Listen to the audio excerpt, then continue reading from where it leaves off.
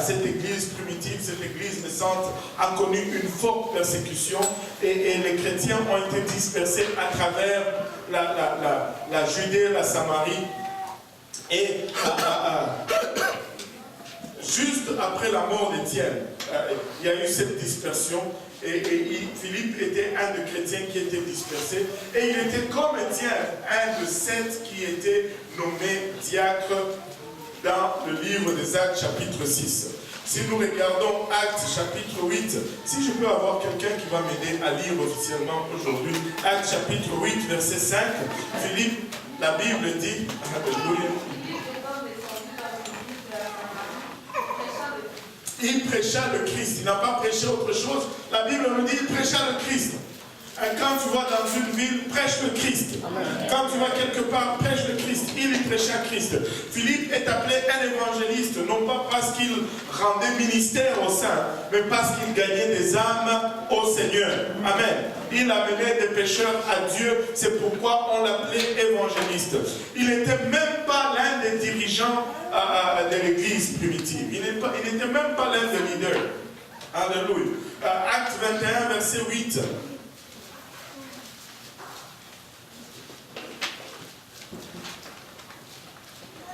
La Bible dit,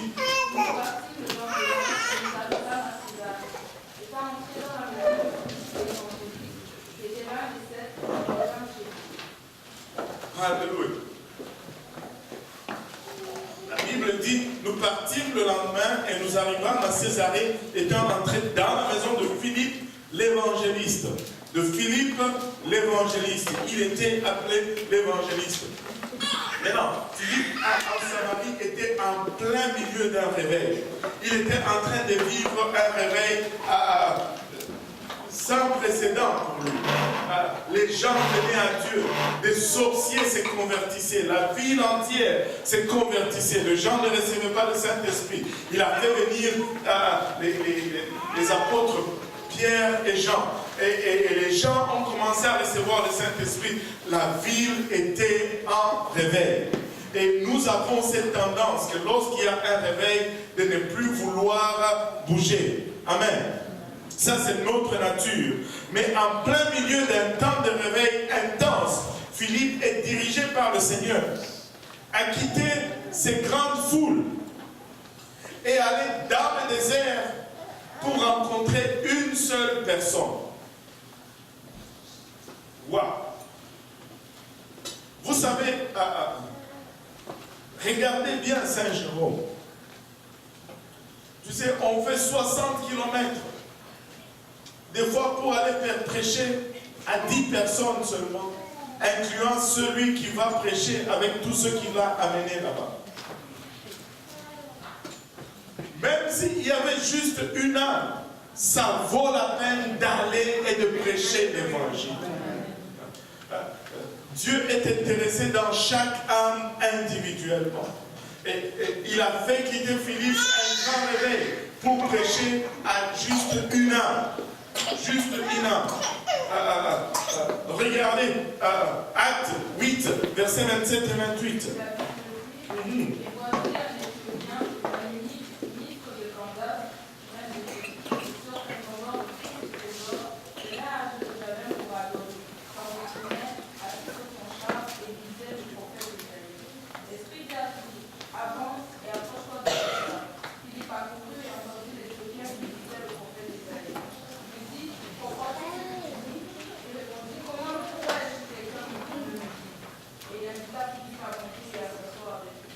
Ok, on va arrêter un peu là. Il dit, il se leva et partit, et voici un Éthiopien, un eunuque, ministre de Candace, reine d'Éthiopie. Candace, c'est juste un titre de reine de l'époque.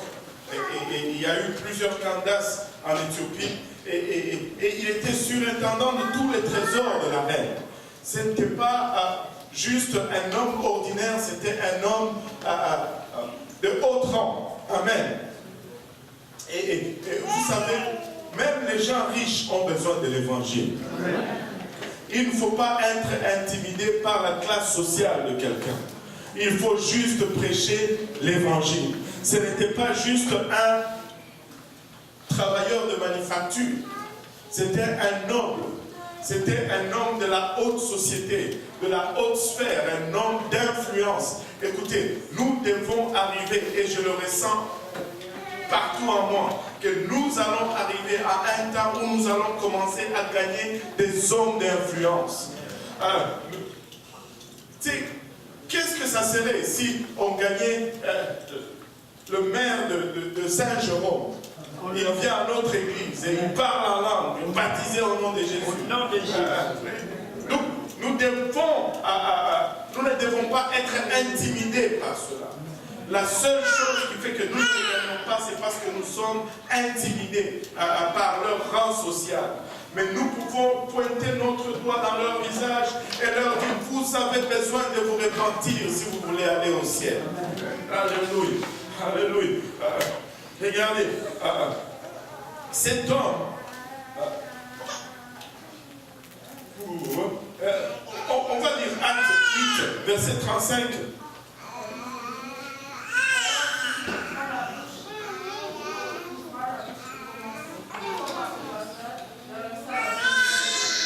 Il a trouvé en train de lire le livre d'Ésaïe. Il lui demande, est-ce que tu comprends ce que tu lis? Il dit, moi, je ne comprends même pas. Lis seulement. Même si tu ne comprends pas, continue à lire. Dieu va envoyer quelqu'un qui va t'expliquer à un moment donné. Alléluia. Dieu regarde à la soif. Laissez-moi vous dire ceci, j'ai toujours cru fortement en cela, sans avoir vraiment une référence, mais maintenant j'en ai une référence. Peu importe où tu es, si tu as une soif sincère, Dieu va s'arranger pour que tu aies la vérité. Ce qui compte, c'est la soif à l'intérieur de toi. Cet homme était dans le désert. Et Dieu a téléporté littéralement un de ses évangélistes pour aller lui prêcher seul. Waouh! Peu importe où tu te trouves, si tu as une soif réelle de connaître Dieu, Dieu va faire de sorte que tu le connaisses. Dieu va faire de sorte que tu comprennes. Vous savez, il dit, est-ce que Philippe ouvra la bouche et commençant par ce passage, lui annonçant la bonne nouvelle de Jésus-Christ. Philippe n'a pas commencé ailleurs. Philippe a commencé là où la personne s'est trouvée. Et si nous développons cela, si nous pouvons identifier cela, nous allons gagner plusieurs personnes, Seigneur. Commencez toujours là où la personne se trouve. Et maintenant, comment faire pour commencer là où la personne se trouve? Il y a quelque chose d'important, une clé importante. Donnez à la personne une opportunité de vous dire et de vous parler. Nous aimons toujours parler en premier, mais laisse le temps à la personne de te parler, de te dire où elle se trouve. Elle va te dire exactement où elle se trouve. Et toi, tu la prends là où elle est et tu commences avec cette clé-là et tu commences à lui prêcher Jésus-Christ. Ça veut dire que le jour de la Pentecôte, Pierre n'avait pas le livre des Actes. Il n'a pas prêché des Actes 2, 38. Il avait l'Ancien Testament. Et il a commencé là où les gens étaient. Le jour de la Pentecôte, les Juifs étaient dans la ville pour célébrer la fête de la Pentecôte. Et il leur dit, ce que vous voyez, c'est ce qui a été promis. Il est allé les chercher là où ils étaient. Et nous devons chercher les gens là où ils sont. Amen. Vous savez, quand la Bible nous dit de ne pas juger, c'est de ne pas, cela ne veut pas dire ne pas condamner le péché. Mais tu sais, il y a plusieurs personnes qui sont sincères. Nous devons annoncer la vérité avec amour et compassion. Mais nous ne devons pas faire de compromis. Tu sais, bon,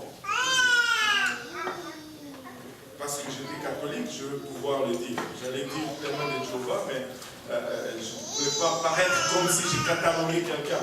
Mais tu sais, quand tu rencontres un témoin de Jéhovah qui est intense dans ce qu'il fait, finalement, je parle de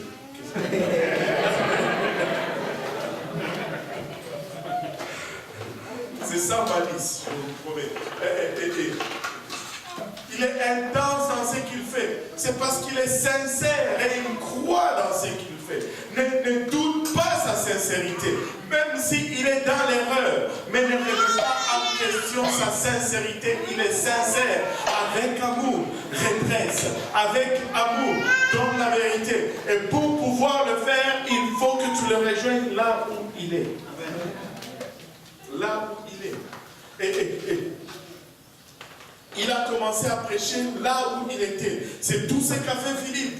Il a commencé à prêcher par là où était la personne. Et c'est tout ce que l'église des Actes faisait. Il commençait toujours là où étaient les personnes. Paul, il arrive chez les Grecs. Il dit, je vois que vous êtes vraiment des gens qui croyaient. Vous avez des hôtels pour tous les dieux. Même j'ai remarqué dans votre ville un hôtel pour un Dieu inconnu. Et c'est ce Dieu inconnu que je viens vous montrer. Il les rencontre là où ils étaient. Là où ils étaient. Alléluia. Là où ils étaient. Je connais des groupes qui ne veulent même plus utiliser le nom de Jéhovah à cause de Jehovah Witness, des témoins de Jéhovah. Je veux dire, écoutez, ça reste que Jéhovah, c'est biblique. C'est biblique. Quand tu veux témoigner à un témoin, dis-lui Jéhovah, le vrai Jéhovah. C'est lui, Yahweh, l'Éternel. C'est lui, c'est son nom. Il a dit qu'il s'appelait comme ça. On ne peut pas le renier aujourd'hui parce qu'il y a un groupe qui est dans l'erreur, même s'ils sont sincères. Alléluia. Wow. Alléluia. Maintenant, regardez le verset 36. Comme ils continuaient leur chemin, ils rencontrèrent, verset 8, verset 36, oui. Ils rencontrèrent de l'eau et le Luc dit, voici de l'eau, qu'est-ce qui empêche que je sois baptisé? Regardez, comme on l'avait dit le mercredi passé, Ésaïe 53 ne dit rien au sujet du baptême. Ce n'est pas dans Ésaïe 53 que cet eunuque a connu au sujet du baptême. Allô? Mais, s'il vous plaît, remarquez ceci. Partout où il prêchait, les apôtres parlaient du baptême au nom de Jésus. Il faut que quand tu prêches, tu parles et que tu dises, tu as besoin d'être baptisé au nom de Jésus. Le dimanche passé, le frère Henrik est allé, après le service, est allé au métro Honoré Beauchamp. Vous l'évangéliser. Il arrive là-bas, il regarde à gauche, à droite, un homme vient, l'approche et lui dit, toi tu es un homme de Dieu. Il dit, oui, je le suis. Est-ce que tu peux me dire qu'est-ce que je dois faire pour être sauvé? Il dit, suis-moi seulement. Il a suivi la Jésus et il s'est fait baptiser au nom de Jésus-Christ pour le pardon.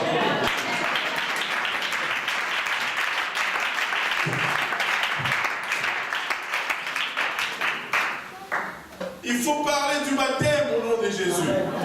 Comment est-ce qu'ils vont savoir qu'il faut qu'ils se fassent baptiser si on ne leur dit pas? Il ne faut pas avoir honte de le dire. Il faut le dire tout haut. Alléluia. C'est notre objectif. Alléluia. Partout où il parlait, où il prêchait Jésus dans le Nouveau Testament, et il parlait que tu dois être baptisé. C'est pourquoi les gens se faisaient baptiser. Ça ne venait pas par surprise. En milieu d'une conversation. Non, ils en parlaient. Alléluia. Regardez, acte. On va continuer, 37 à 40. Philippe dit, si tu prends une converse, il va être aussi. Ne pas de Jésus-Christ et le Fils de Dieu. Il fit arrêter les chars, Philippe et l'eunuque descendirent tous deux dans l'eau, et Philippe baptisa l'eunuque. Quand ils furent sortis de l'eau, l'Esprit du Seigneur enleva Philippe et l'eunuque ne devint plus. Tandis que Joël, il poursuivait sa route. Philippe se trouva dans Azote, d'où il alla jusqu'à Césarée en évangélisa toutes les villes par lesquelles il passait. Waouh! Et la Bible nous dit qu'ils descendirent tous dans l'eau. Baptême par immersion. Ils sont entrés dans l'eau. Si c'était par aspersion, ils n'allaient pas avoir besoin d'entrer dans l'eau. J'ai regardé une fois sur YouTube un truc sur le baptême de Paul, on va en parler tout à l'heure. Ça, c'est une aberration. Je ne vais même pas continuer. J'ai fermé cela. On nous montre Paul et Ananias. Et Ananias va lui dire, Paul, tu vas te faire baptiser. Et après, ils vont en arrière de la maison. Ils ont un petit bassin comme ça. Et Paul rentre là-dedans. Et puis Ananias, Paul il est debout là, le bateau, ça lui arrive. Et là, Ananias prend, je te baptise, au nom du Père et du Fils. Je dis, mais c'est quoi ça?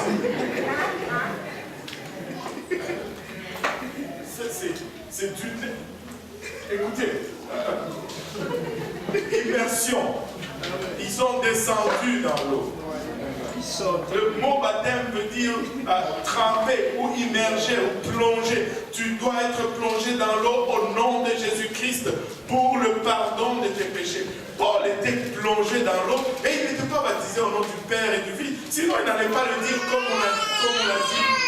on va le voir tout à l'heure. Quel tardes-tu? Lève-toi et fais-toi baptiser et la paix de tes péchés en invoquant le nom du Seigneur Jésus. C'est ce que Paul a dit. Paul n'a jamais dit en invoquant le nom du Père et du Fils et du Saint-Esprit.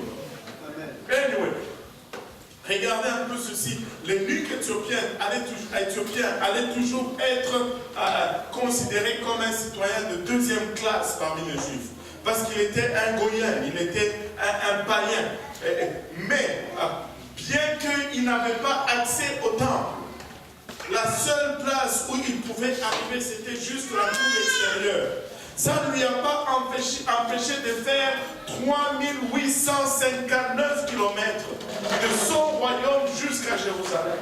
Et en ce temps-là, Air Canada n'existait pas. En ce temps-là, il n'y avait pas Ethiopian Airways. Il a dû aller à cheval. Chameau ou peu importe. En tout cas, un animal. 3800 km de voyage. 3859 km de voyage. Et les routes n'étaient pas les routes qu'on a aujourd'hui. Le chemin n'était pas les chemins qu'on a aujourd'hui.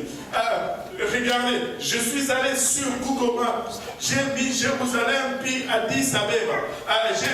J'ai mis si je marchais combien de jours ça allait me prendre. Ça prenait 757 jours de marche dans les conditions normales que nous avons aujourd'hui pour arriver à Jérusalem.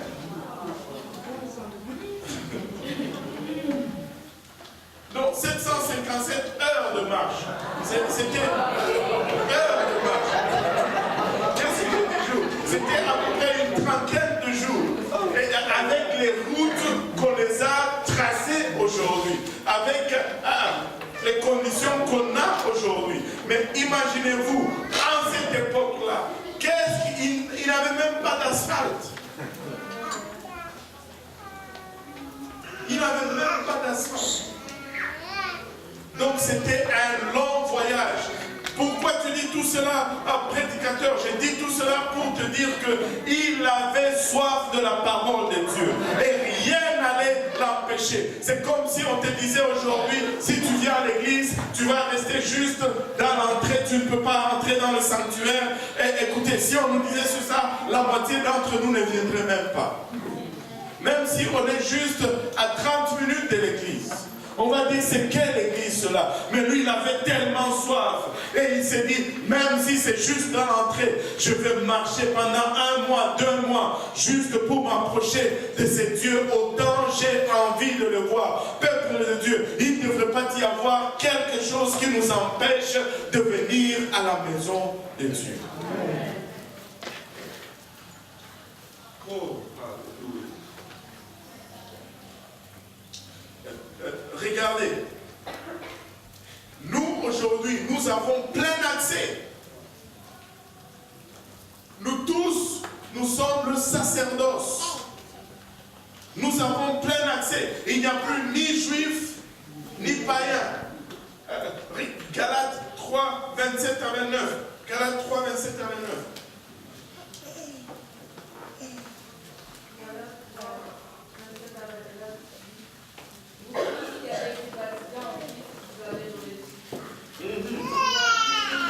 n'y a plus ni juif, ni grec, ni esclave, ni libre, ni homme, ni femme.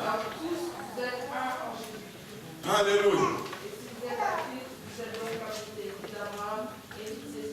Héritier selon la promesse. Regardez, une fois que nous sommes en Christ, il n'y a plus ni juif, ni grec. Il n'y a plus ni congolais, ni camerounais. Il n'y a plus ni canadien, ni haïtien. Il n'y a plus rien de tout cela. Il n'y a pas des éduqués et des non-éduqués. Il n'y a pas de haute classe et basse classe. Nous sommes tous en Jésus-Christ. Nous sommes tous héritiers de la promesse. Nous sommes tous descendants d'Abraham par Jésus-Christ. Amen. Alléluia. Et je me rappelle l'histoire d'un des jeunes Philippins qui est ici, qui a commencé à travailler dans l'ancien emploi du pasteur Yannick. Tu n'es plus chez Zodiac, hein, pasteur. Il a déjà quitté. Et là, il voyait pasteur Yannick danser. Vous savez quand pasteur Yannick danse? Il danse à l'église, il court à l'église. Et des fois, il fait des choses. Comme quelqu'un disait, tu sais, quand il commence, tu le suis. Mais après, quand il se laisse aller, il commence à dire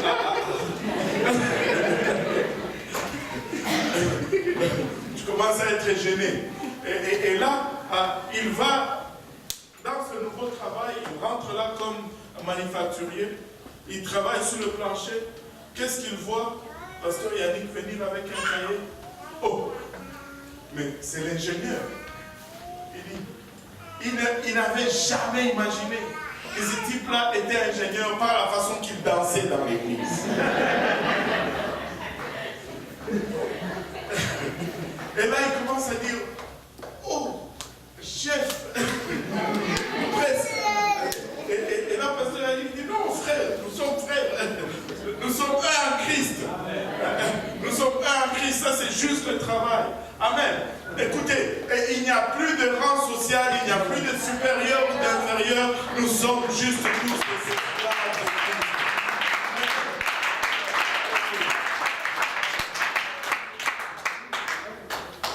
Et Philippe a expérimenté le transport surnaturel comme le prophète Élie.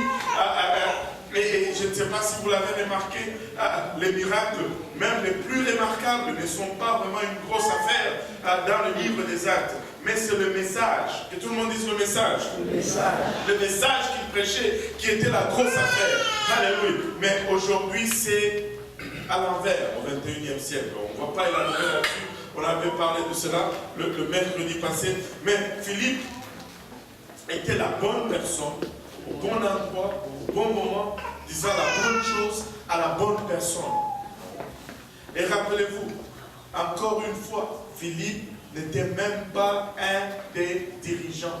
Il n'était même pas un des leaders. Il était juste la bonne personne, au bon moment, à la bonne endroit, parlant à la bonne personne. Qu'est-ce que tu es en train de vouloir me dire, prédicateur? Je suis en train de vouloir te dire ceci. Dieu peut t'utiliser puissamment. Tu n'as pas besoin d'un titre pour que Dieu t'utilise. Tu n'as pas besoin d'un ministère défini pour que Dieu t'utilise. Tout ce que tu as besoin, c'est la disponibilité, la prière, la parole et être obéissant à la parole de Dieu. Amen. Acte 9. Regardons Acte 9 maintenant. Acte 9, versets 1 à 2.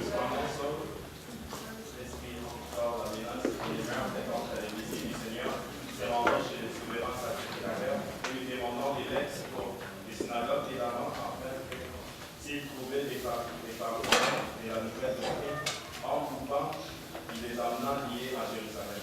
Waouh! Paul respirait encore la menace. Paul, Saul encore. Saul respirait encore la menace et il voulait maintenant des lettres, des mandats d'amener pour aller à Damas et arrêter les chrétiens. Saul était un homme important. Quand on a tué Étienne, il était jeune, au point où c'est lui qui gardait les vêtements de ceux qui lapidaient Étienne. Maintenant, il était très respecté dans la religion juive. il était enseigné par Gamaliel. Gamaliel est considéré dans l'histoire juive comme un des rabbins les plus... c'est quoi le mot? Les plus considérés, les plus respectés, les plus connaisseurs. Te dire, étudier au pied de Gamaliel, c'est comme si on te disait aujourd'hui, tu as été à l'université Harvard. Ou pour ceux qui sont de Montréal, à l'université McGill.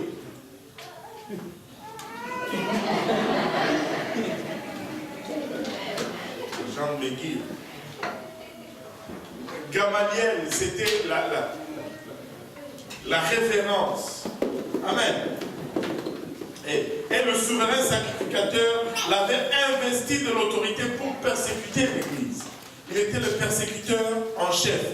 Et les divers détails de son témoignage peuvent être trouvés dans Actes 9, Actes 22 et Actes 26. Regardons Actes 22, 3 et 4.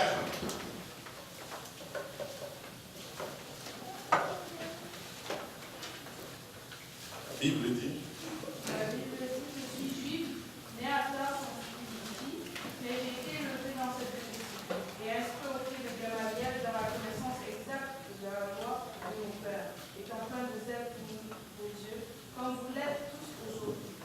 J'ai persécuté à mort cette doctrine, ayant une état en prison, hommes et femmes. Alléluia. Il est en train de dire à ce groupe de juifs, il dit, là, en d'autres termes, il est juste en train d'essayer de leur dire, là où vous êtes, moi-même, j'étais, même plus intense que vous. J'y étais. Je suis juif, né à Tars, en Cilicie. Mais j'ai été élevé dans cette ville-ci et instruit au pied de Gamaliel. J'étais à la meilleure école de loi imaginable que vous puissiez avoir de disponible aujourd'hui. Je connais cette affaire. J'ai persécuté cette doctrine avant vous. Je les amenais, je les liais, je les faisais tuer, hommes et femmes. Il n'y avait pas de distinction. Regardez, Acte 26, 9 à 11.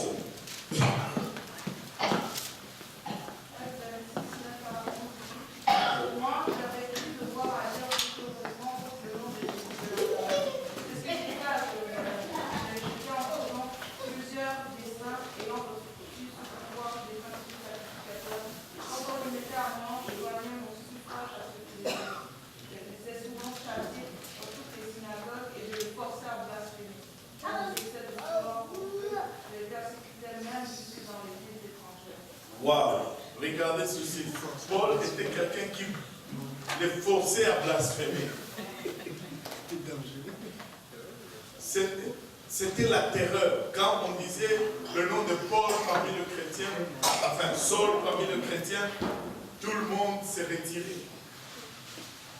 Il est torturé, il est forcé à blasphémer, il les faisait arrêter. Il ne les lâchait pas. Amen. Regardez Philippiens 3, 4 à 7.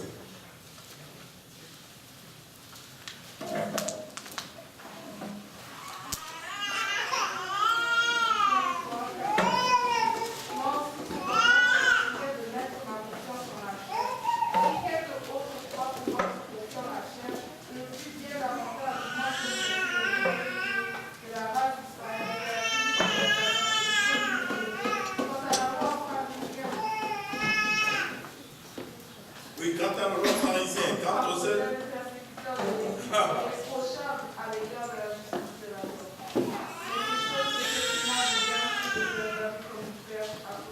À cause de Christ. Paul est en train de dire encore, de continuer à dire dans sa mission, j'ai été là où vous êtes.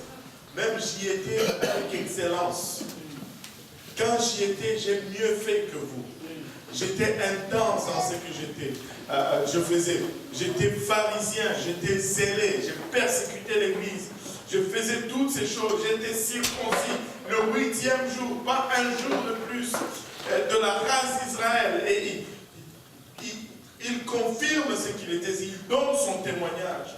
Mais quelques 30 ans plus tard, Paul allait écrire quand il écrit aux Philippiens que Christ l'avait arrêté. Il était sorti pour arrêter les autres, mais il s'est fait arrêter lui-même par le Seigneur. Regardez, dans le même 3e chapitre, au verset 12 à 14, il dit ceci. Ce n'est pas que j'ai déjà remporté le prix, que j'ai déjà atteint la perfection, mais je cours pour tâcher de le saisir, puisque moi aussi j'ai été saisi par Jésus. Parce que moi aussi j'ai été saisi par Jésus-Christ. J'ai été littéralement arrêté par Jésus-Christ. Frère, Je ne pense pas l'avoir saisi, mais j'ai fait une chose. Oubliant ce qui est en arrière et me portant vers ce qui est en avant, je cours vers le but pour remporter le prix de la vocation céleste de Dieu en Christ. ouais. Et regardez, Paul dit ceci, autant que je poursuivais l'Église pour la persécuter, autant Dieu me poursuivait pour me sauver. Waouh! Je me rappellerai toujours de l'histoire de ces patriarches philippins qui étaient ici. Ils persécutaient sa famille qui venait à l'église ici. Ils persécutaient, ils les persécutaient. Ils devaient s'échapper de la maison pour venir à l'église. Il était dur avec eux. Mais un jour, lui aussi s'est fait arrêter par Christ. Il est venu pour se faire baptiser. Le pasteur Benji est entré avec lui dans l'eau. Il a baptisé, je te baptise au nom de Jésus pour le pardon des péchés. Il est sorti de l'eau.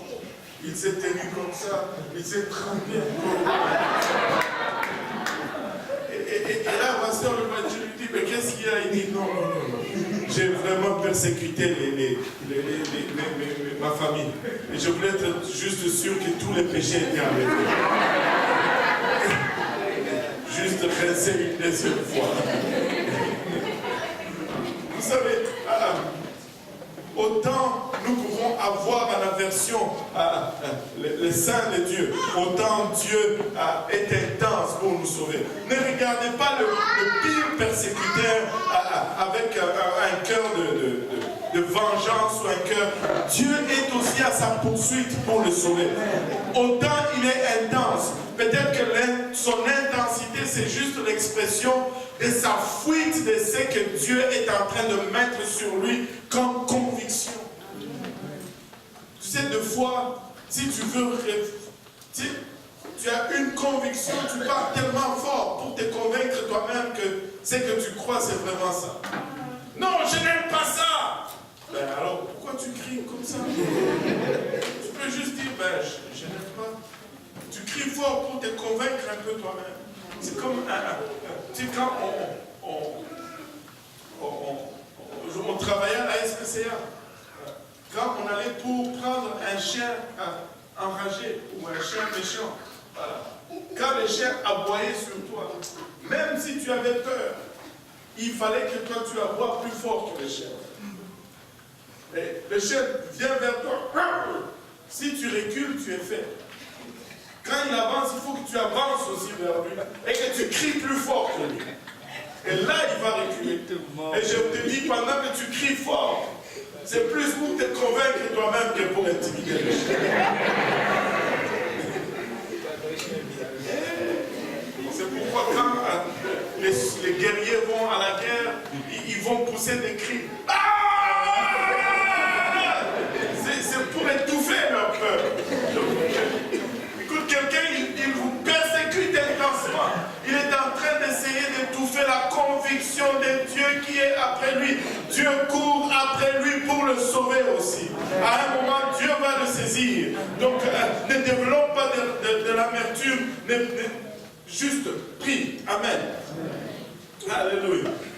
Paul dit, je suis tellement reconnaissant que je poursuis Christ avec tout en moi. Je cours après le dessein de Dieu. Parce que Dieu m'a arrêté. Et là, je vais le poursuivre. Acte, on va continuer. Acte 9, verset 3. Verset 3, Acte 9, 3.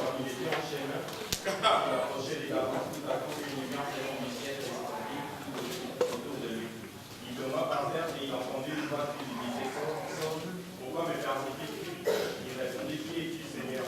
Le Seigneur dit, je suis Jésus que tu persécutes. Je serai Dieu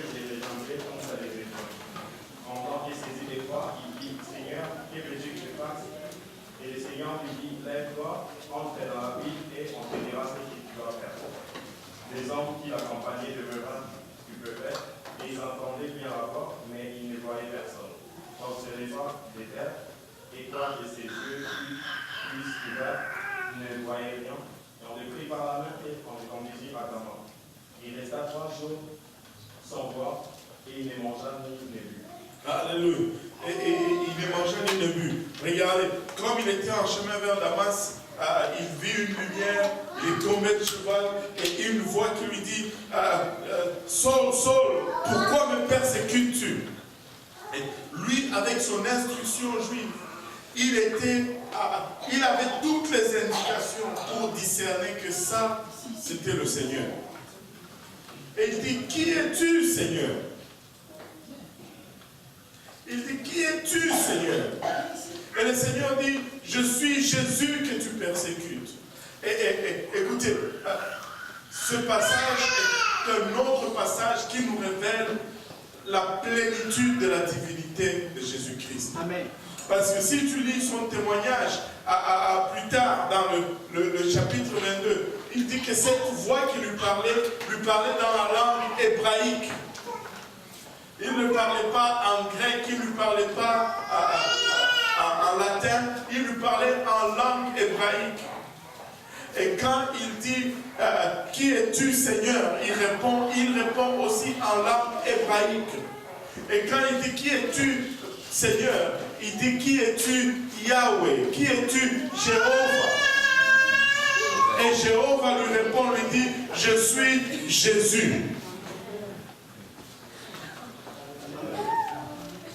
Jéhovah lui répond, lui dit, je suis Jésus. Il n'a pas dit Jésus, il a dit Yehoshua. Je suis Jésus que tu persécutes. Encore une autre petite révélation ici. Saul ne persécutait pas Jésus littéralement. Il persécutait seulement l'Église. Mais Jésus dit, c'est moi que tu persécutes. Tu sais, quand tu parles du bien de l'Église, tu parles du bien de Jésus. Quand tu parles du mal de l'Église, tu parles du mal de Jésus. Quand tu bénis l'Église, tu bénis Jésus. Quand tu maudis l'Église, tu maudis Jésus. Quand tu persécutes l'Église, tu persécutes Jésus. Il faut faire très attention. Jésus, il est en amour avec l'Église. Tu sais, tu peux insulter un gars, il va l'accepter. Mais si tu insultes la femme avec qui il est en amour, ça c'est autre chose. Allô? Alléluia. Tu peux insulter Dario. Ouais. Ainsi Paul disait.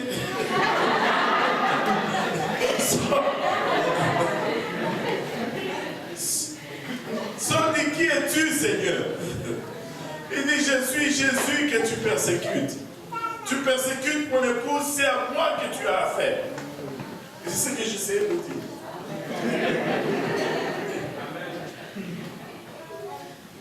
Qui es-tu, Seigneur? Je suis Jésus. Il dit, il te serait dur de régimer contre les éclats. Jésus est en train de lui dire ici, je suis en train de piquer ton cœur avec l'aiguillon de la conviction. Et si tu ne te répands pas, ça va être pour toi très dur. La conviction est sur toi. Cède. Des fois, il faut juste céder. Regarde, il faut arrêter de faire les calculs et juste faire comme Dieu dit de faire. Les calculs te mettent toujours dans les troubles. Si tu commences à calculer pour contourner la parole de Dieu, tu vas te faire avoir toujours. Juste fais ce que Dieu demande. Alors, ça ne marche pas les calculs. Dieu a déjà calculé. Il est bon en calcul mieux que nous. Fais confiance à ce qu'il nous donne comme principe, comme principe. Écoute, si on applique seulement les principes, les choix sont faciles, très faciles. Anyway, je n'ai pas beaucoup de temps, je vais continuer à courir. Sans doute, Saul était instantanément convaincu par les souvenirs de tous les chrétiens. Imaginez-vous l'image d'Étienne qui lui revient et toutes ces choses. Et il a tout de suite dit, que veux-tu que je fasse? Il n'a pas argumenté. Il a dit, que veux-tu que je fasse? Et le Seigneur lui dit, entre dans la ville et on te dira ce qu'il faut que tu fasses. Remarquez, ici, Saul n'est pas encore sauvé. Amen. Amen. Il est en train de parler à Jésus face à face. Mais il n'est pas sauvé. Amen.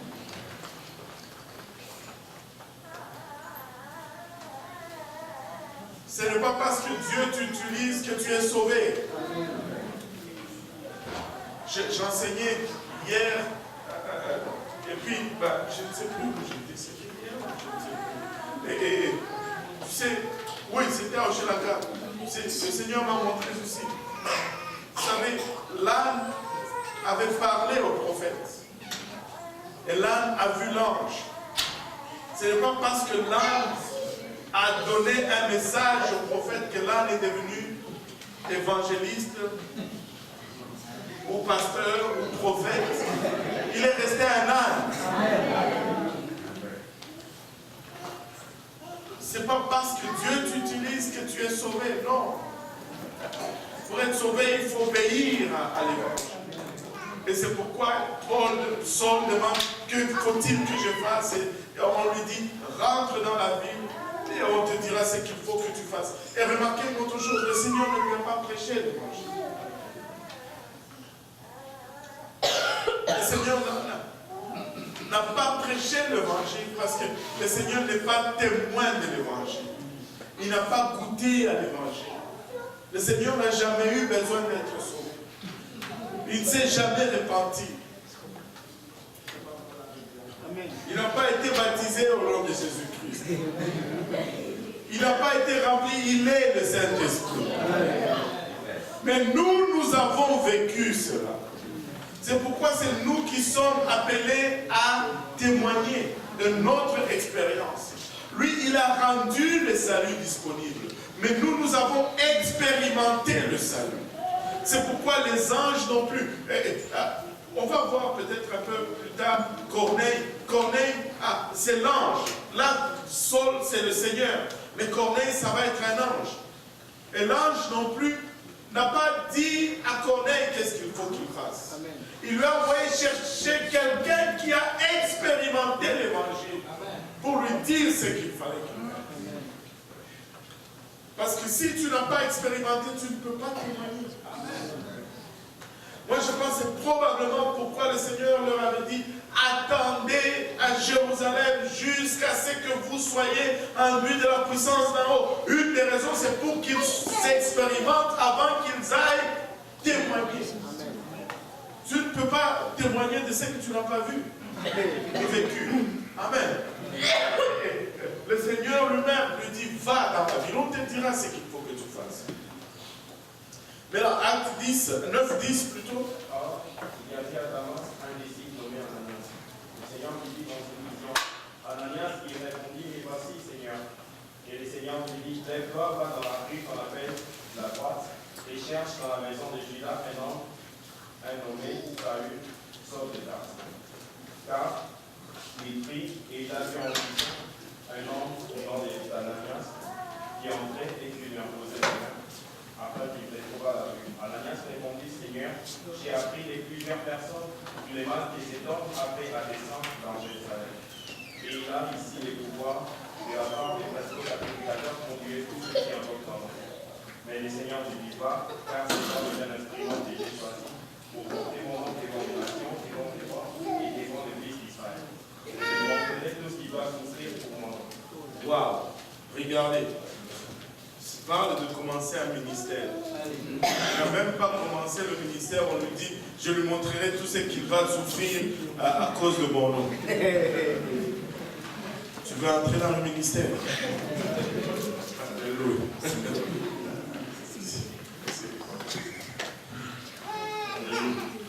Maintenant, le Seigneur va parler à Ananias. va dans telle maison, il y a un certain somme de taxes. Il va lui imposer le même prix pour lui qu'il recouvre la vie. Ananias, il dit, ah, Seigneur, mais c'est pas mieux qu'il reste aveugle, parce que au moins là, il ne pourra plus nous voir. Il dit, mais comment ça? J'ai entendu que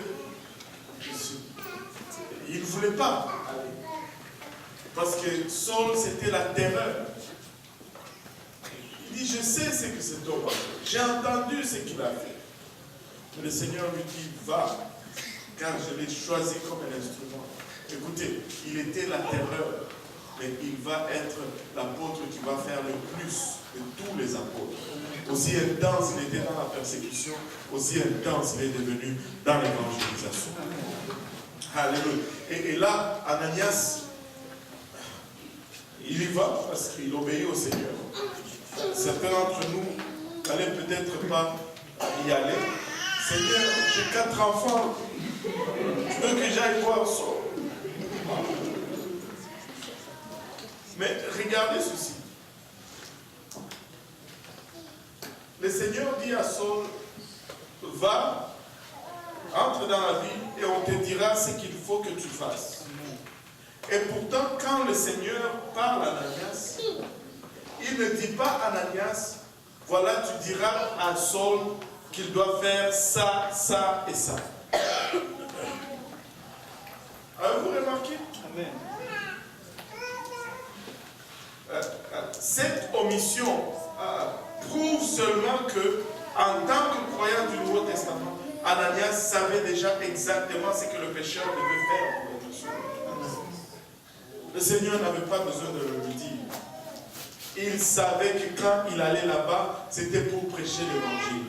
Écoute, comme chrétien, quand tu vas quelque part, ta première mission, c'est prêcher l'évangile. Tu n'as pas besoin d'écouter de petits enfants. Tu vas pour prêcher l'évangile. Amen. Alléluia.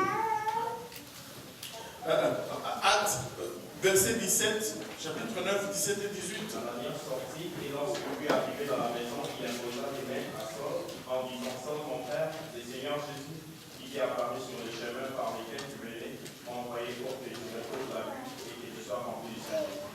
Maintenant, il donna le Seigneur et il recouvra la vue. Il se leva et fut baptisé. Ici, Paul nous donne un aperçu abrégé de son temps et de son témoignage avec Ananias. Et un peu plus tard, il va nous donner encore un peu plus. Mais est-il que Ananias lui a dit ce qu'il devait faire?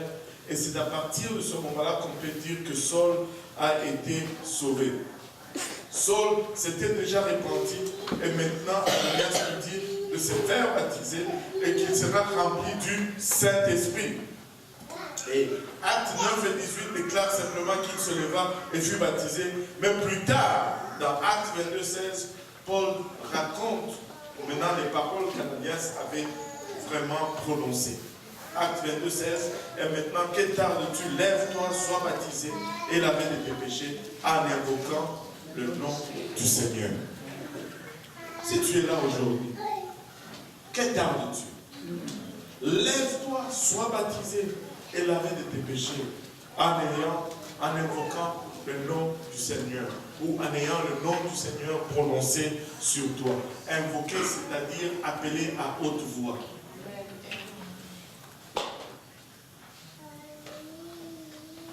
Vous savez,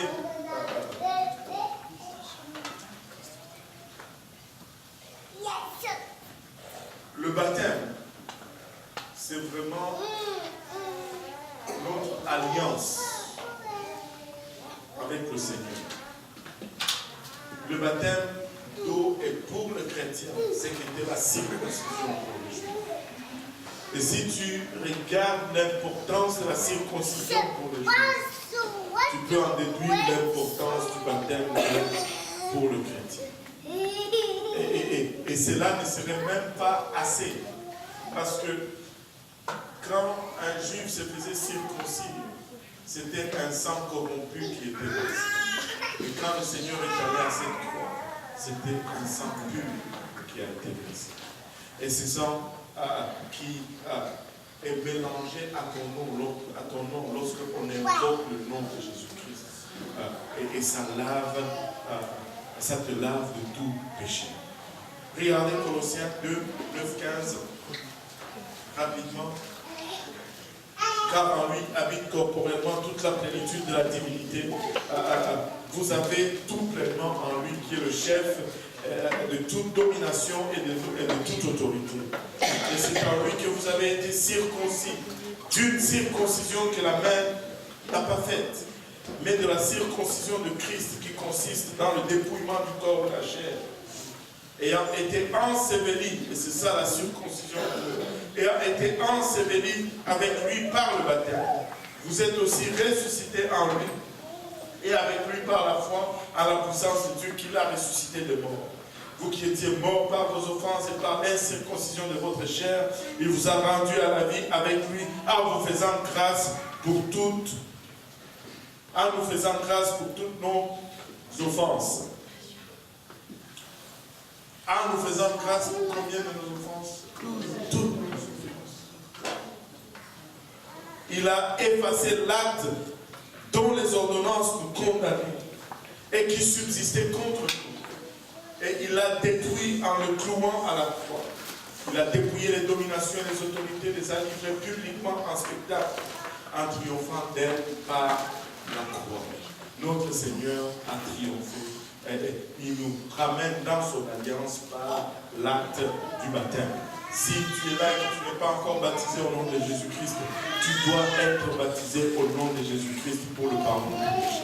Si tu es là et que tu n'as pas encore reçu le baptême du Saint-Esprit avec l'évidence du parler en langue, tu peux le recevoir. Nous sommes une église où on prie pour les gens et les gens reçoivent le baptême du Saint-Esprit avec l'évidence de parler en d'autres langues. Acte 9, 19 à 25. Rapidement, quelqu'un. Et après, il eut pris de la nourriture, les forces de l'élan. Saul resta quelque chose avec les disciples qui étaient à Damas. Et aussitôt il prêcha dans le synagogue, et Jésus est le Fils de Dieu. Tous ceux qui l'entendaient étaient dans l'étonnement et disaient: n'est pas celui qui perpétuait à Jérusalem ceux qui invoquent ses noms? Et n'est-il pas venu ici pour les amener liés selon les principaux sacrificateurs? Cependant, Saul s'est fortifié de plus en plus, et conservait les Juifs qui habitaient à Damas, démontrant que Jésus est le Christ. Au bout d'un certain temps, les Juifs se concertèrent pour les tuer, et leur porter partenaire à la connaissance des hommes, en garder les portes jour et nuit, afin de lui ôter la vie. Mais pendant une nuit, les disciples les prirent et les descendirent par la muraille dans son corps. Wow. Il est resté à Damas, et là, comme il dit lui-même, et après que plusieurs soient passés, plusieurs jours soient passés, et comme Paul l'a dit dans ses écrits plus tard, il a passé plusieurs jours seul en Arabie, simplement en train de chercher le Seigneur. Puis il est revenu à Damas pour prêcher jusqu'à ce que la persécution l'a forcé de quitter la ville. Il a continué à prêcher dans cette région et il y a passé 3 années complètes avant de se rendre finalement à Jérusalem. Galates 1 nous le dit. Il a écrit également plus tard sur certaines persécutions qu'il a affrontées au cours de son premier ministère, ou son premier voyage missionnaire. Maintenant, regardez un peu 2 Corinthiens. 2 Corinthiens 5, 11, 24 à 27 nous dit: 5 fois j'ai reçu des Juifs 40 coups moins 1. 5 fois il a été flagellé. 39 coups de fouet. Fois 5. 39 chicottes. 5 fois.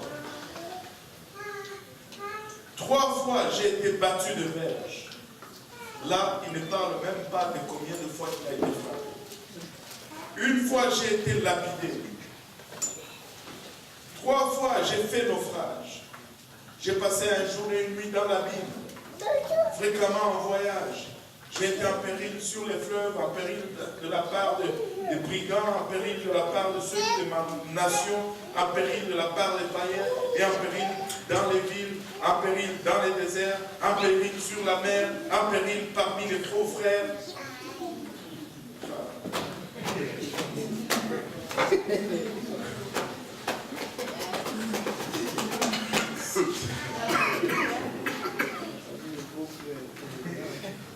Vous savez, je ne sais pas c'est à partir de quel moment que les choses ont commencé à changer.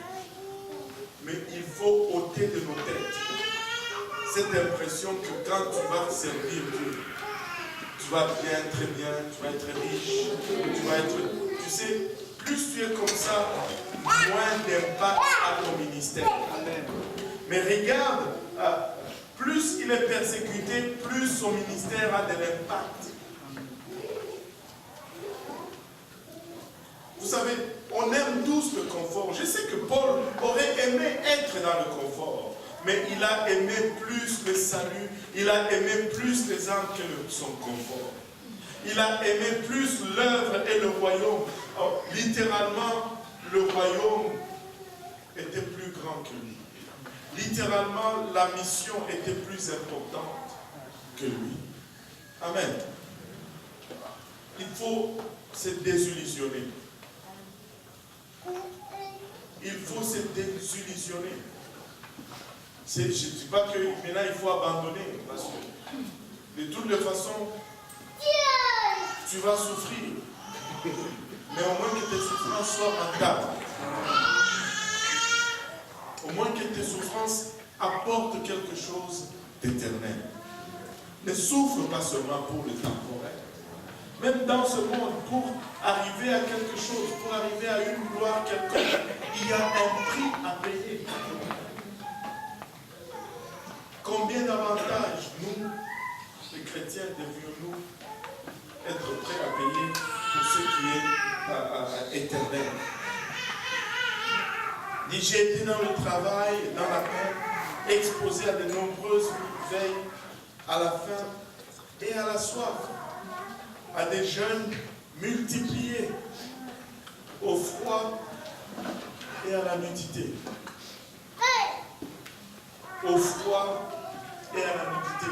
En d'autres termes, il y avait des moments où il manquait de vêtements. Et toi, tu arrives en retard à l'église parce que tu n'arrives pas à te décider quel vêtement tu vas porter.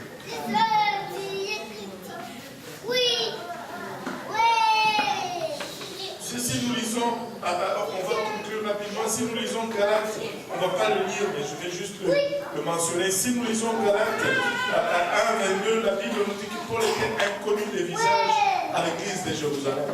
On connaissait au sujet de lui, mais on ne le connaissait pas physiquement. Et il est probable que nous n'aurions pas du tout accepté si ce n'est pas, ça n'a pas été la recommandation de Barnabas. En fait, c'est Barnabas qui a recommandé Paul à Jérusalem. Il avait une réputation, et sa réputation, c'était juste des tueurs, des chrétiens. Et s'il n'y avait pas cette recommandation, on n'aurait probablement pas dû, on n'allait probablement pas l'accepter. Versets 26 à 31, 9, 26 à 31, le dernier passage qu'on va lire. Mais tous les craignants ne croyaient pas qu'il fût un disciple. Alors Barnabas, ayant pris avec lui, le conduisit vers les apôtres et leur montra que le chemin sauve avec lui. Il lui avait parlé de son passage. Il avait prêché son nom au nom de Jésus. Il allait et venait avec eux dans Jérusalem et s'exprimait en toute assurance au nom du Seigneur. Il parlait aussi des difficultés avec mais ceux qui cherchaient à lui ôter la vie. Les frères, et ensuite l'amenèrent à séparer et les firent partir pour France. L'Église était en paix dans toute la Judée, la Galilée et la Samarie, s'édifiant et marchant dans la crainte du Seigneur et s'accroissait par l'assistance du Saint-Esprit. Wow. Maintenant, regardez. Quand il s'est rendu à Jérusalem, après qu'il est sorti de Damas par un cortège, Il a essayé de se joindre aux apôtres, aux chrétiens, mais tous le craignaient. Il pouvait arriver, il commence à parler. Oh, bon, tu viens d'où? Oh, moi je viens de Damas. J'ai été dans telle église. Oh, et puis, mais comment tu t'appelles? Ah, je m'appelle Saul. Oh, Saul? Saul, le Saul. Et là, les gens le fouillaient. Imaginez-vous, vous aviez une mauvaise réputation à cause de cela. Le frère te fouille. Et là, ça prenait que Barnabas vient. Et regardez ce qui s'est passé. Barnabas a témoigné de ce que Saul faisait tout le long. Et si tout le long, il n'a pas travaillé, Barnabas n'allait avoir rien à dire. Nous sommes encore une fois sauvés par le sang de l'amour et le dire de nos témoignages. Nous devons faire pour le Seigneur. Les œuvres ne nous sauvent pas, mais les œuvres témoignent de notre salut. Et les œuvres de Saul ont témoigné de sa conversion. Les œuvres de Saul ont permis de le rétablir parmi les frères. C'est par ces œuvres qu'il a été restitué, au fait, parmi les frères. En conclusion, je vais dire ceci. Il ne faut jamais sous-estimer l'impact que peut avoir un fidèle inconnu. Ananias, la seule place où on parle de lui, c'est lorsqu'il parle seul. Barnabas est un peu plus cité, mais on n'a pas beaucoup plus sur son sujet. Et ne jamais sous-estimer l'impact d'un pécheur converti. Saul était peut-être pécheur, mais quand il a été converti, il a fait plus que tous les apôtres ont pu faire. Il était Saul de Tarse, mais il est devenu Paul l'apôtre. Et à lui seul, il a écrit presque les 3/4 du Nouveau Testament. À lui seul, les historiens estiment qu'à lui seul, il aurait gagné 4000 âmes. 4000 âmes. 4000 âmes. Donc à lui seul, il aurait rempli 10 églises de 400 personnes dans chaque église. 4000 âmes. 10 églises. Donc à lui seul, il aurait eu les 10% de Montréal. Il aurait évangélisé et atteint la dîme des âmes de Montréal pour le Seigneur à lui seul.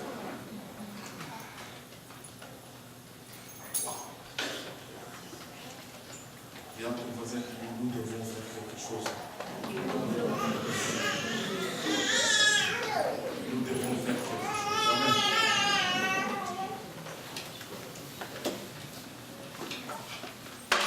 Vous savez, cette étude est très importante dans le sens que les chapitres qui vont suivre. Là, on a parlé un peu de l'historique de la naissance et tout ça. Mais après, on va commencer à parler maintenant un peu du mécanisme. Quand on va commencer à regarder la différence entre les chrétiens de Jérusalem et les autres qui sont venus d'ailleurs. À quel moment on a commencé à nous appeler chrétiens et tout ça. Ça nous interpelle tous. Ça nous interpelle tous. C'est le modèle de l'Église pour le Seigneur. Et c'est la seule façon que nous devons le faire si nous voulons vraiment voir la main et la gloire de Dieu parmi nous. Et nous allons avoir à 100% message. C'est-à-dire, nous allons convertir les sorciers, nous allons gagner les dignitaires, nous allons gagner les prolétaires, les hommes influents, les hommes non influents, les connus, les inconnus, mais nous allons bouleverser et nous allons remplir notre vie avec notre doctrine.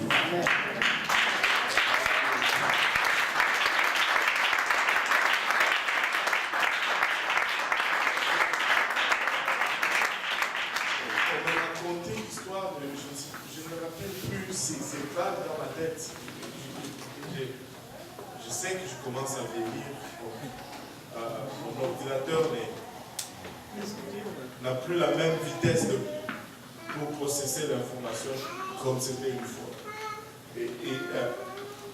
On m'a raconté l'histoire de quelqu'un, je pense que c'est le pasteur Alou qui m'a raconté, un jeune à l'église de l'Est. Il a été sollicité, je ne sais pas, 3 ou 4 fois par les gens de la même église. Il était dans le métro, quelqu'un l'a arrêté. Dans un autobus, quelque part, quelqu'un l'invite encore, même église. Il voit à telle autre femme, quelqu'un l'invite encore, même église.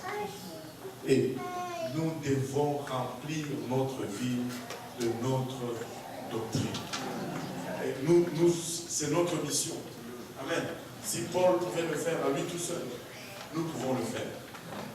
Regarde ton voisin encore une fois, dis-lui, nous avons du travail. Alors nous levons tous ensemble.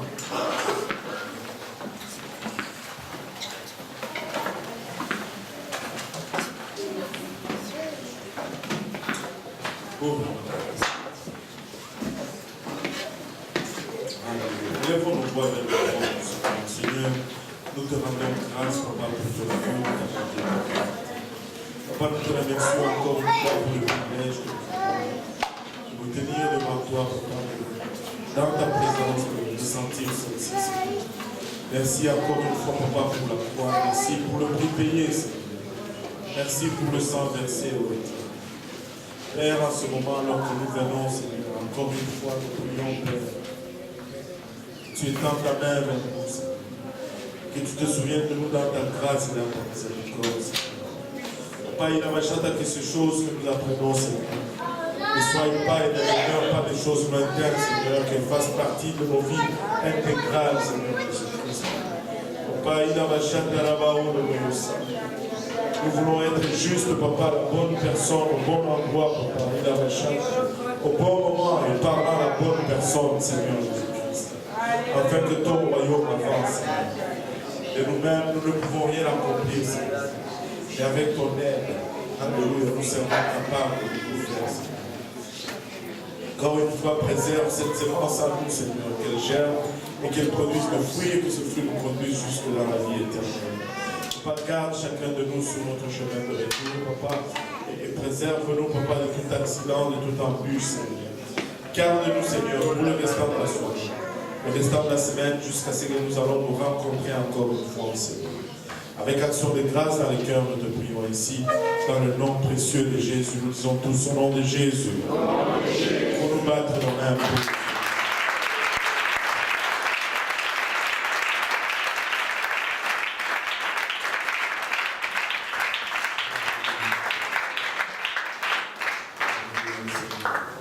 Que le Seigneur vous bénisse, saluez vos frères et vos sœurs avec un sourire.